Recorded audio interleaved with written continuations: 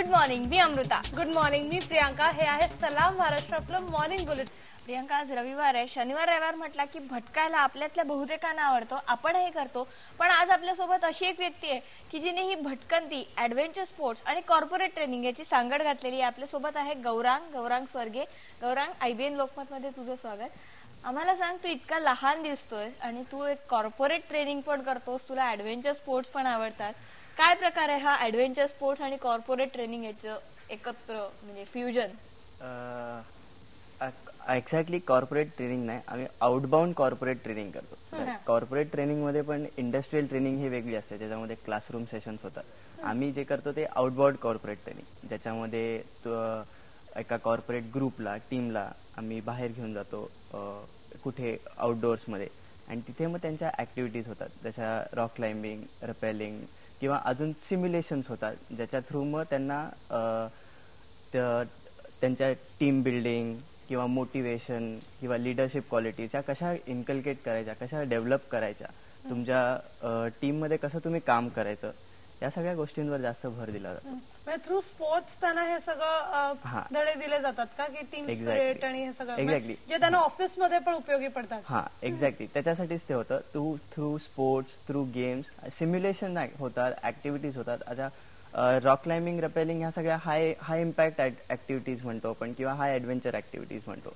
किंवा आणि त्याच्या ऑपोजिट अशा पण ऍक्टिव्हिटी असतात नुसत्या लॉन बेस्ड असतात, की नुसते उभे राहून छोटे छोटे गेम्स. तुम्हाला ते गेम्स बघितल्यावर तुम्ही एकदम हसाल, कारण की हे काय लहान मुलांचे गेम्स खेळतात, पण त्या गेम्स मधून जे इन्फरन्स निघतं ते खूप महत्वाचं असतं. पण मला सांग की हे म्हणजे ऐकायला खूप इंटरेस्टिंग वाटतं, यातल्या प्रत्येक कॉन्सेप्ट विषयी आपण बोलू. पण तुला भटकंतीची आवड कधीपासून आहे?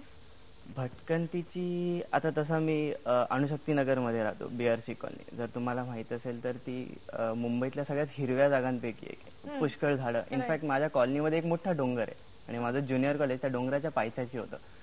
आणि त्या ज्युनियर कॉलेज पासून 300 मीटर अंतरावर एक मोठा पॉन्ड होता. तर मग तसं भटकंती वगैरे असं लहानपणापासून. पण मला कधी अशी जाणीव नव्हती की लोक प्रोफेशन किंवा लोक ऍक्च्युली हॉबी म्हणून ट्रेकिंग वगैरे करायला जातात, हे मला कधीच माहित नव्हतं. माझ्या 12वी वगैरे नंतर मी गिरिविहार या संस्थेचा रॉक क्लाइम्बिंग कॅम्प केला, आणि तेव्हा मला एकदम अशी खूप मोठी जाणीव झाली, अरे हे सगळं खरंच असं होतं. म्हणजे अशी लोक आहेत जे इतके हार्डकोर एन्थुझियास्ट असतात ना नेचर बद्दल किंवा ट्रेक्स बद्दल, आउटडोअर्स बद्दल, ते अशा लोकांना मी भेटलो. आणि मग त्याच्यानंतर मग मी कंटिन्यू केलं. मग मी गिरिविहार, आता मी सध्या मागचे 3 वर्ष झाले गिरिविहारचा जॉईंट सेक्रेटरी आहे, आणि ते चालू आहे. गिरिविहारचे अॅन्युअल कॅम्प्स आणि adventure camps, rock climbing camps चालू आहे. मला सांग, जेव्हा तू कॅम्प्स घेतोस वगैरे, तेव्हा अशी लोक पण तुला भेटत असेल ना, जी लोक इतक्या ऍडव्हेंचरला किंवा इतक्या फिजिकल स्ट्रेसला युज टू नसतात. म्हणजे सडनली त्यांना तू रॉक क्लाइम्बिंग किंवा रॅपलिंग करायचं, मग हे सगळं कसं काय तुम्ही शिकवता? म्हणजे जेव्हा तुम्ही कॉर्पोरेट वर्कशॉप्स घेता तेव्हा? कारण का बऱ्याचदा असं असतं ना की कॉर्पोरेट म्हटलं का सिडेंटरी लाईफस्टाईल, बसून सगळे काम करणारे असतात. सडनली शनिवार रविवार त्यांना तू सांगतो आता चला रॉक क्लाइम्बिंग करा. नाही, अगदी बरोबर आहे. पण मग ह्याच्यासाठी आम्ही जे क्लाइम्बिंग करतो, म्हणजे मी पर्सनली जे स्वतः क्लाइम्बिंग करतो, ऑब्व्हियसली मी ते त्यांना करायला नाही सांगत, कारण की आमचं जे लेवल आहे ती फार हाय लेवल आहे. म्हणजे आणि कॉर्पोरेटसाठी आम्ही स्पेशली जागा चूज करतो. आम्ही तो कॅम्प होण्याच्या आधी किंवा तो वर्कशॉप होण्याच्या आधी त्याची रेकी होते त्या जागेची, तो असा पॅच शोधला जातो जो सोपा असेल, जो त्यांना जस्ट एवढा डिफिकल्ट असेल की त्यांनी थोडी जास्त मेहनत घेतली की त्यांच्याकडून होईल, तर तो मोटिवेट करण्यासाठी. पण तो एवढाही सोपा नसतो की सगळे चालत चालत वरती जाते. जस्ट इनफ डिफिकल्ट असतो की ते पण त्यांना पण असं झगडावं लागेल की आम्ही जाऊ, होतंय आमच्याकडून होतंय. मग ते सॅटिस्फॅक्शन असं की बाबा मला वाटलं नव्हतं मी एवढा 25-30 फुटाचा रॉक फेस कधी चढीन, पण माझ्याकडून झालं. अरे ओके. पण प्रत्येक, आता तू म्हणालास की तुम्ही टीम साठी हे वर्कशॉप घेता वेगवेगळे, पण प्रत्येक टीम वेगळी असणार, त्या टीम मधली लोक वेगळी असणार, प्रत्येक कंपनी वेगळी असणार, ते करत असलेलं काम, प्रॉब्लेम सगळंच वेगळं वेगळं असणार. मग प्रत्येक वेळी तुम्हाला हे डिझाईन करतानाच वेगळा डिझाईन करायला लागत असेल? प्रत्येक वेळेस. आता जर एक प्रॉपर कॉर्पोरेट वर्कशॉप घ्यायचा झाला तर मग फॅसिलिटेटर जो असतो त्या वर्कशॉपचा, he is the one person, तो फॅसिलिटेट करतो सगळं. तो त्यांना जाणीव करून देतो की कुठे कमी आहे, काय चांगलं आहे, काय नाही चांगलं आहे, काय बदलायला पाहिजे, थोडंसं ट्विक्स करायला पाहिजे. ही is the central person of that workshop. तर तो आणि त्या कंपनीचा HR ह्यांच्याबरोबर मीटिंग्स होतात, किंवा तो एम्प्लॉई कसा आहे, एम्प्लॉयर्स कसे आहेत, किंवा तो त्यांचे काम करणारे कसे आहेत, त्यांचं ग्रुप डायनामिक्स कसं आहे, अशा पुष्कळ गोष्टींवर तुमचे प्रॉब्लेम्स काय आहेत, की काय जनरल टोन आहे, वर्क फ्लो कसा आहे, हे सगळं ठरवून मग फॅसिलिटेटर डिसाईड करतो की मग आपण ह्यांच्यासाठी असे गेम्स घेऊ, मग हे प्रॉब्लेम आहेत, हे प्रॉब्लेमवर हे करायला वर्क करायला पाहिजे, मग त्याच्यानंतर तो प्रोग्राम डिझाईन होतो.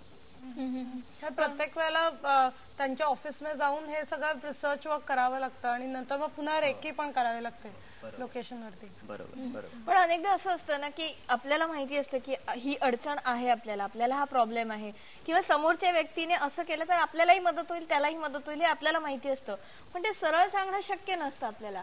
पण जेव्हा तू हे गेम्स किंवा असे काही घेतोस त्यावेळी मग तुम्ही हे कसं कन्व्हे करता मेसेज? आता प्रत्येक सेशन नंतर आता एक सेशन झालं, गेम झाले, मजा झाली, तर त्याच्यानंतर मग फॅसिलिटेटर अजून एक सेशन घेतो, ज्याच्यामध्ये मग तो प्रत्येकाचं बिहेवियर कसं होतं किंवा जनरल ग्रुपचं बिहेवियर कसं होतं, मग ह्याच्यावर तो इन्फ्लुएन्स करतो. आता तुम्हाला एक एक्झाम्पल म्हणून सांगतो. आता एक पासिंग द टायर म्हणून एक ऍक्टिव्हिटी, त्याच्यामध्ये आता समज 30-40 जणांचा ग्रुप असेल तर त्याला 2 टीम्समध्ये डिवाइड करतात आणि त्यांना एक सर्कलमध्ये उभं राहायला सांगतात, एकमेकांचे हात पकडून, म्हणजे तो सर्कल कम्प्लीट होतो.